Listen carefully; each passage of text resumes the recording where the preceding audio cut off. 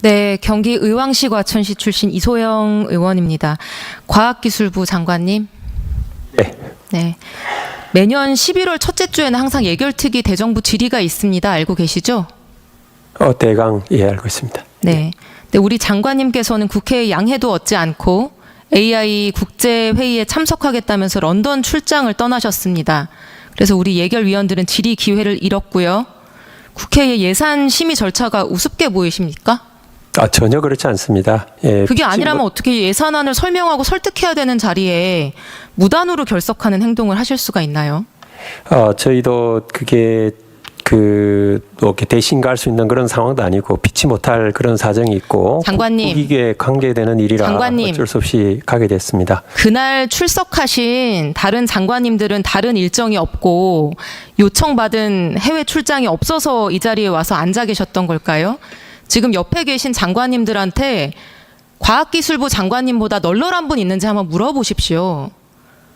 다들 바쁘심에도 불구하고 이 자리 하루 종일 앉아 계신 이유가 정부 부처들이 국회에 와서 예산 달라고 하려면 적어도 장관이 예결특위 출석해서 답변하는 게 최소한의 예의이고 의무이기 때문에 바쁜 일정 빼서 앉아 있는 것이고요. 피치 못할 상황이 있다면 최소한 허가를 구하기 위해 다들 노력하십니다. 지금 국민들께 사과하시겠습니까? 예, 어쨌든 제가 그런 사정이 있었지만 그때 참석하지 못한 것에 대해서 송구하게 생각합니다. 장관님 연구자 출신이세요. 그 R&D 카르텔 얘기 나온 올해 6월 말부터 지금까지 한 4개월 좀 넘었는데 연구 현장에서 어떤 혼란 일어나고 있는지 알고 계십니까? 네, 그렇습니다. 어떤 혼란 일어나고 있습니까? 일단 이제 감액이 된 거에 대해서 전체적으로 분위기는 이렇게 좋지 않다. 그렇게 이해를 하고 있습니다. 분위기만 좋지 않습니까? 제가 알려드릴게요. 지금 과기 분야 대학생, 대학원생, 연구자, 교수들이 국회의원실 찾아다니고 있습니다.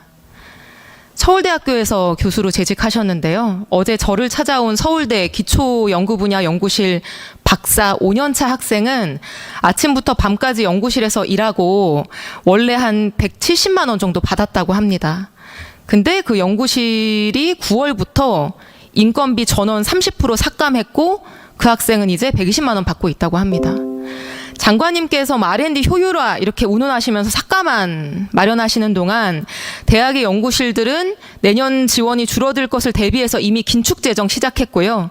모든 비용 줄이고 있고 교수님들은 신입 대학원생 연구원 뽑기를 주저하고 있는 사람 내보내고 있다고 합니다. 향후 상황이 불확실해졌기 때문에요. 얼마 전에 발표된 과학기술 분야 종사자 3,000명 설문조사 결과 혹시 보셨을까요? 여러 조사가 있었던 걸로 알고 있습니다. 네, 같이 한번 보겠습니다.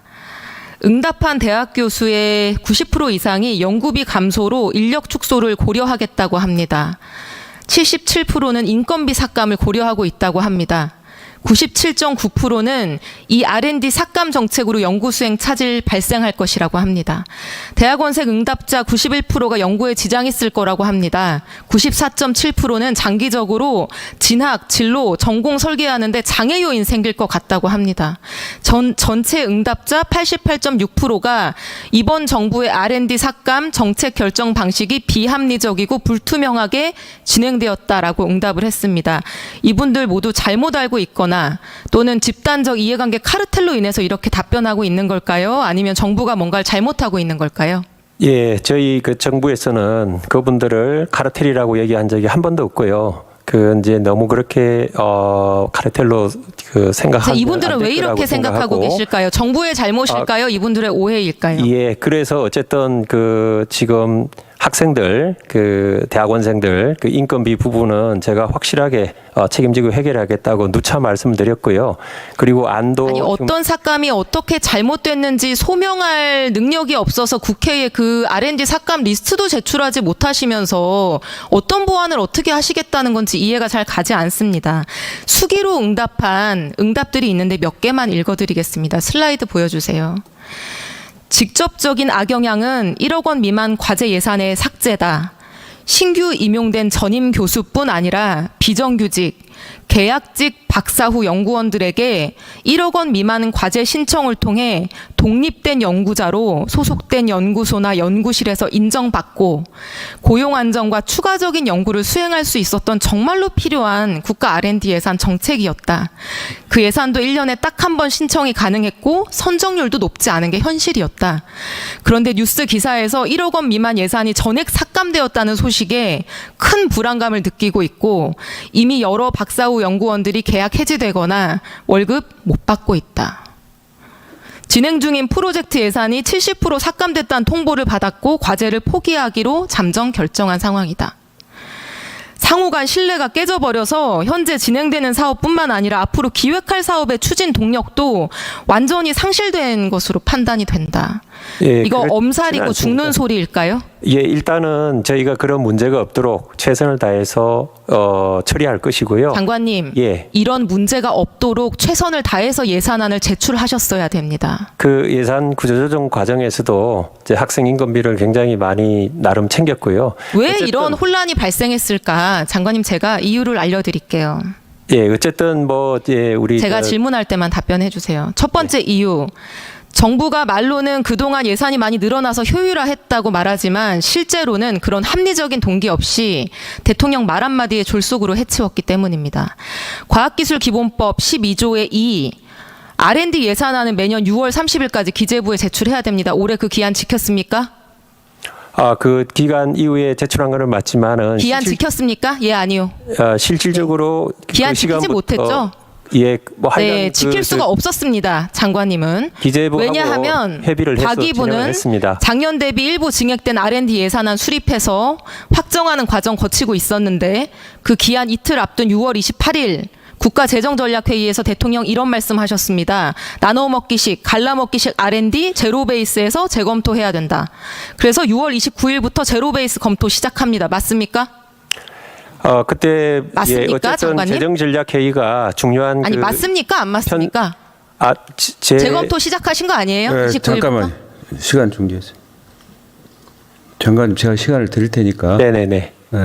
질문하신 의원님이 여쭈신데요. 답변하세요. 예? 맞느냐 그러니까, 안 맞느냐라고 여쭈시면 맞다 안 맞다 말씀하시고 필요한 답변 시간을 저한테 요청하시면 제가 드릴 테니까 그렇게 해주세요.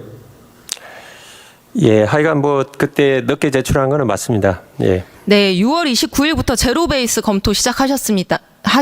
맞습니까? 뭐 검토를 근본적으로 했습니다. 네, 슬라이드 보여주시죠. 과기부는 이 대통령 R&D 발언 바로 다음 날 각 부처에 업무 협조 공문 보냅니다. 발송 날짜는 6월 29일. 대통령과 국가재정 전략회의 했는데 후속 조치로 R&D 예산 지출 효율화 해야 된다는 겁니다. 각 부처한테 폐지하거나 삭감할 R&D 목록 제출하라고 합니다. 부처별로 10% 이상 줄여라. 장관님이 지시하신 겁니까? 뭐 예, 저희 아니요. 부에 협의를 해서 그렇게 한 네. 걸로 알고 있습니다. 예. R&D 구조조정 어떤 걸 어떻게 줄이라고 지시하셨습니까?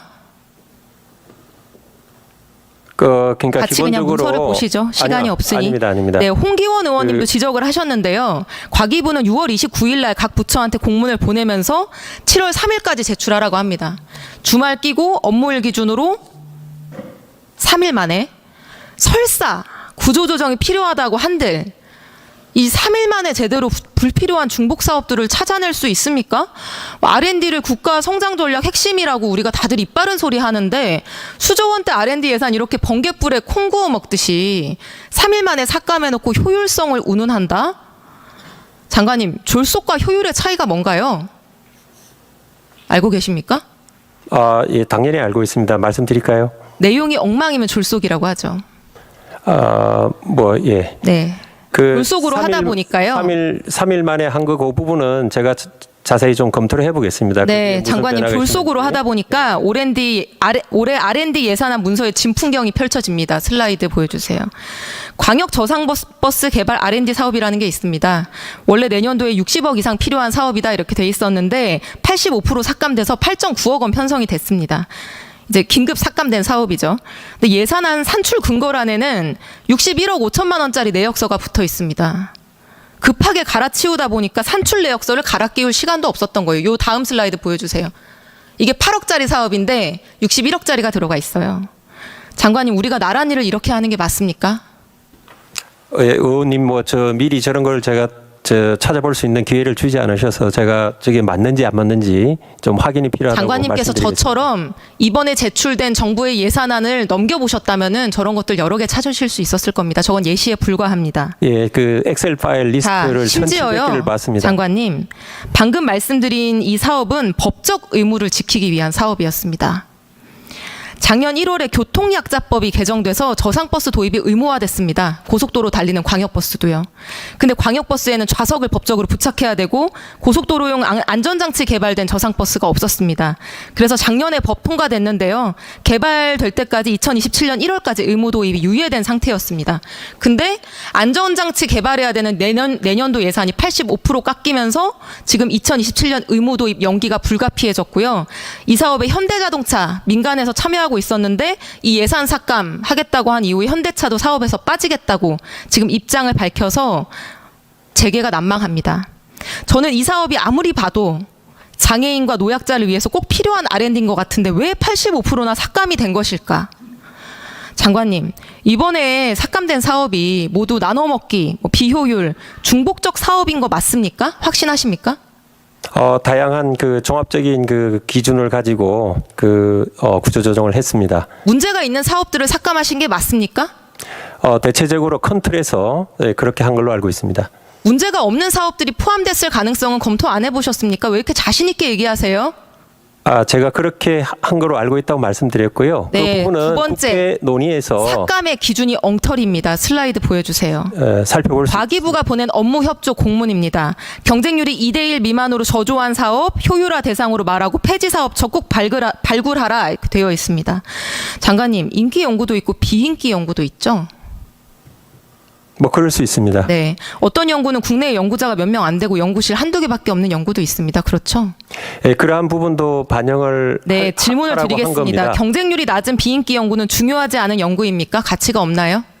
그런 게 아니죠. 국가에 예를 들어서 뭐 국방 관련 연구는 어떤 기관이밖에 할 수 없는 그런 국방 관련 경우는 연구가 아니라도요. 인풋 대비 아웃풋이 불확실하거나 연구 과정이 오래 걸리고 힘들거나 이런 연구들은 국가 지원에 있어서까지 불이익을 받으면 다들 인기 분야에만 몰리고 이런 것들 떠날 수밖에 없겠죠. 국가적으로 바람직합니까? 그래서 사유가 있는 것은 1대1이라도 그건 문제 없다고 본 겁니다. 과기부가 발송한 한 장짜리 공문의 효율화 대상으로 첫 번째로 언급된 게 바로 경쟁률이 2.1대 미만 이것입니다.